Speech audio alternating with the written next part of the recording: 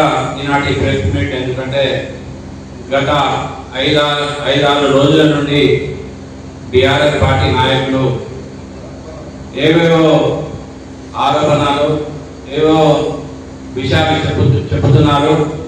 ముఖ్యంగా ఒకటే, BRS party మాజీ ఎమ్మెల్యే గారు, బీఆర్ఎస్ పార్టీ ఇన్ఛార్జ్ అయిన దాసరి మన్నారెడ్డి మరియు వారి క్యాడర్ ఇప్పుడే ఐసీయూలో నుంచి లేచి ఏం చేద్దామన్నట్టు ఆలోచన ఉన్నారు.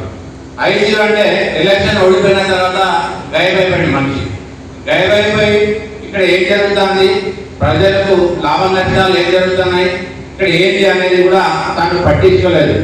ఒక పెద్ద హాస్పిటల్లో ఐసీయూలో ఉంది, ఇక్కడ ఏదో కొంపలు ముగిపోతున్నాయి, నా ఇన్ఛార్జ్ పోతుంది, ఇప్పుడు నాకు ఏదో ఒక విషయం సబ్జెక్ట్ తీసుకుపోయి ముందర ప్రజలకు తెలియాలనే ఒక దురుద్దేశంతో మా ఒక లీడర్, ప్రజల మనిషి, బడుగు బలహీన వర్గాల నాయకుడు ప్రభుత్వ విజయరంగారావు గారికి ఆరోపణలు మేము తీవ్రంగా ఖండిస్తున్నాం.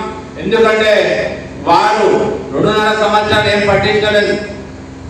ఒక విషయం, ఒక మొన్ననే టీఆర్ఎస్ పార్టీ సభ్యత ఇన్ఛార్జ్ అని వేరే వాళ్ళకి చేసిండు. నా ఇన్ఛార్జ్ ఆయన ఎక్కడ తండ్రుకోపోతాడు అనేది ఆయన ఒక దూరదృష్టితోని, ఒక ఆలోచన విధానంతో వాళ్ళకి ఇక్కడైతే రైతులకు నష్టం జరుగుతుంది, పెద్దపల్లికి అన్యాయం జరుగుతుంది, మట్టి ఉన్నది, మొరం ఉన్నది, ఏదో ఉన్నది, ఇసుక ఉన్నదని దాని మీద ఆరోపణలకు సిద్ధమై ఏదో ఒక స్క్రీన్ లెక్క తయారు చేసి నేనేదో పెద్ద గొప్ప, నేనేదో పెద్ద పరదగినట్టు మాట్లాడుకుంటా చూయించుకుంటా ఆయన తమాషా చేస్తున్నాడు. అవి ఒకటే చేస్తున్నాం, నువ్వు ఒక 10 సంవత్సరాల నుంచి ఏమైతే అభివృద్ధి చేసినావు, ఎక్కడైతే అన్యాయం చేసినావు, ఎక్కడైతే దోస్తున్నావు, ఎక్కడైతే నువ్వు మాఫియా డాన్ లెక్క వివరించినావు అవి స్క్రీన్లో చూపించు. ఫస్ట్ ఇక్కడ చేసేది పేపర్ కటింగ్ కాదు, చూపించేది. అప్పుడు 10 సంవత్సరాల కాలంలో నువ్వు ఎంత అయితే అవినీతి చేసినావు, ఎంత దోస్తున్నావు, ఎంత ప్రజల మనిషి, ఎంత ప్రజల సొమ్మును దోస్తున్నావు అనేది ముందుగా సినిమా టీవీ లెక్క స్క్రీన్ మీద పెట్టి పెద్దపల్లి నియోజక ప్రజలను చూపించింది మిస్టర్ దాసరి మన్నారెడ్డి గారు. నీ ఇన్ఛార్జ్ పోతుందని నువ్వు ఇలా తాపత్రయపడుతున్నావు. ఐకేపీ విషయం అంటున్నావు. నీకు కొంచెం సిగ్గు హయాశనం ఉంటే నువ్వు ఐకేపీ ధాన్యం ఎక్కడ కాంట పెట్టుకున్నావు, నువ్వు బీ ఫార్మసీ కాలేజీలో కాంట పెట్టుకుని రైతులకు మోసం చేసి నీ ఇంట్లో కాంట పెట్టుకున్నావు. కాంట పెట్టుకుని పైసలు తీసుకున్న సందర్భంగా నాకు తెలుసు. నీ బీ ఫార్మసీ కాలేజీలో మట్టి కుప్పలేసి గొర్రె కుప్పలేసుకుని లేవల్ చేసుకున్న విషయాన్ని మాకు తెలుసు. నువ్వు ఎక్కడైతే అప్పుడు అక్కడ ఏదో కోర్టు భవనం కడతా అని చుట్టుప్రక్కల ప్రాంతాల్లో నువ్వు భూములు తీసుకున్న నిజం కాదా? నువ్వు కుప్పలు వేసుకునేది నిజం కాదా? నువ్వు ఐకేపీ ధాన్యం వేసుకునేది నిజం కాదా? రైతులకు మోసం చేసింది నువ్వు నిజం కాదా? రైతులకు ధాన్యం కటింగ్ సేకరణ చేసింది నిజం కాదా? రైతు పిల్లలతో నువ్వు ములాఖైన విషయం నిజం కాదా?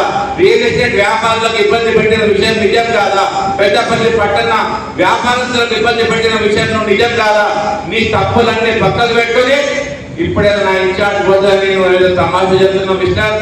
ఇప్పుడే చెప్తున్నాం, నువ్వు ఏవైతే అవినీతి దందా చేసినావు అవన్నీ సిస్టమ్ ఆధారం ఉన్నది. ఆ చిట్టను బట్ట బయట చేస్తాం. మీ యొక్క ఇన్ఛార్జ్ కాదు, మీ రాష్ట్ర నాయకుడు ఎవరు దిగచ్చినా కూడా అవినీతి చిట్టా అనేది విప్పి చూపెడతాం. మీరేదో మేము బాగా పలిపోయి నువ్వు చూసినా నీవు రైతులకు ఇబ్బంది అయితే చెప్పు, తప్పేం లేదు. రైతులకు ఇబ్బంది అవుతుంది, ప్రజలకు ఇబ్బంది అవుతుంది. నువ్వు సంస్కారంతో మాట్లాడతావు కదా, అదే సంస్కారంతో ఏం చేస్తున్నా ఇక్కడ ఇబ్బంది అవుతుంది సెటిల్ చేయండి చెప్పండి.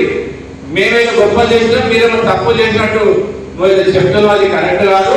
సరే 1-2 జగల మా ద్వారా ఐకేపీ ఎక్కడున్న ప్రభుత్వ సిబ్బంది ద్వారా ఇబ్బందులు అయినాయి కావచ్చు. వారి మీద కూడా మేము మొన్ననే చెప్పిన ఎమ్మెల్యే గారికి చర్య తీసుకుంటారు. 1-2 జగల అటు ఇటు ఉంటే వాళ్ళు ఇబ్బంది పెడుతున్నారు కదా, ఇబ్బందులు అయితేనే చెప్తున్నాం. కానీ అనవసరమైన ఆరోపణలు చేసుకుంటూ లేదా కాంగ్రెస్ పార్టీ మీద కానీ ఎమ్మెల్యే మీద కానీ ఆరోపణ చేస్తే బాగుంటుంది. ఇప్పుడే చెప్తున్నాం, మీరు మల్లన్న విషయం అంటున్నారు. మీరు మల్లన్న ఏంటనేది పెద్దపల్లి పట్టణ ప్రజలకు తెలియదా? మల్లన్న అది కాదు పోయి ఒక లీడర్ దగ్గర కాని పని తీసుకెళ్తాడు. అక్కడ ఓటర్లు కానీ ప్రజలు కానీ క్యాజువల్ గా కాని పని కూడా ఆయన తెలుసు, బొట్టేసి ఎట్లా కూడా తెలుసు. అయినా క్యాజువల్ గా ఒకసారి ఫోన్ చేస్తాడు. అది కమిషనర్ గారికి పని చేయమని కాదంటే దానికి రాజ్యాంగ పేపర్ ఏంటి కార్యకర్త వస్తాడు, తెలిసినోడు వస్తాడు, జనరల్గా ఫోన్ చేస్తాం కాకపోతే మళ్ళీ ఆయన రెటిఫై చేసుకొని మళ్ళీ పని అయితే దాంట్లో రాజ్యాంగం చేసుకుని పేపర్ ప్రెస్ మీట్ ఇచ్చి దానికి ఆయన మీద ఖండించడం అనేది మల్లన్న మీద కూడా చెప్పడం అనేది కరెక్ట్ కాదు. మల్లన్న ఎటువంటి మనిషి పెట్టపల్లి పట్టణ ప్రజలు తెలుసు, ఆ మనిషి ఉన్నది కానీ ఇలా మున్సిపల్ చైర్మన్ గా మా కాంగ్రెస్ పార్టీ మా శాసనసభ్యులు విజయనగర గారు వారి చైర్మన్ గా చేయడం జరిగింది. ఏదో చిన్న చిన్న విషయాలు తీసుకుని చిన్న విషయాలు పట్టుకుని ప్రెస్ మీట్ పెట్టడం కరెక్ట్ కాదు. ఒకటే చెప్తున్న టీఆర్ఎస్ పార్టీ నాయకులు ఇక ముందు రేపటి నుండి టీఆర్ఎస్ పార్టీ ప్రెస్ మీట్లు బంద్ చేయాలి. ఒకవేళ మీరు ప్రెస్ మీట్ ఇలాగే కొనసాగిస్తే ఖచ్చితంగా మీరు 10 సంవత్సరాలు ఏదైతే దోస్తున్నారో ఆ దోస్తున్న సొమ్మును పెద్దపల్లి నియోజక ప్రజలను జెండా తరగతులు తగ్గిస్తాం.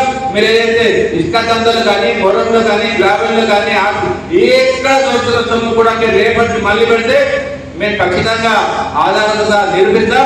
మా అభివృద్ధి చూడండి, పెద్దపల్లిలో 10 సంవత్సరాలు ప్రభుత్వం ప్రజలు ఎమ్మెల్యేలను ఒక బైపాస్ రోడ్ తీసుకొచ్చిన పెద్దపల్లికి బైపాస్ రోడ్ తీసుకొచ్చిన నీ కాలేజ్ పక్కన ఆర్టీసీ డిపో వస్తుంది, నీ కళ్ళు లేవా?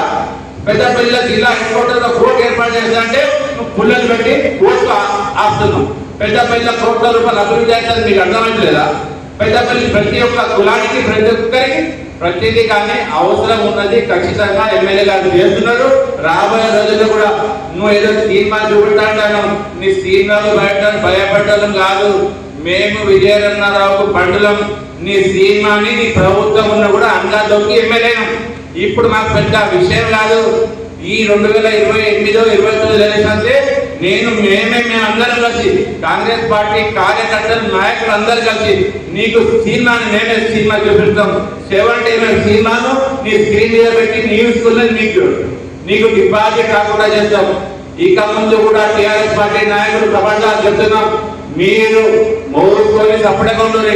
మీరు ఎక్కడ తక్కువ మాట్లాడితే మీరు 10 సంవత్సరాలు చేసిన వేరైతే రోడ్స్ గల్లీగా ఎన్నో అవినీతి ఉన్నాయి, అన్ని ఉన్నాయి, రికార్డు ఉన్నది. ఇవన్నీ కూడా పట్టబెట్టి చేస్తాం, అన్ని బజార్లో పెడతాం. మీకు చాతనైతే పెద్దపల్లి జెండా కాడొస్తారు.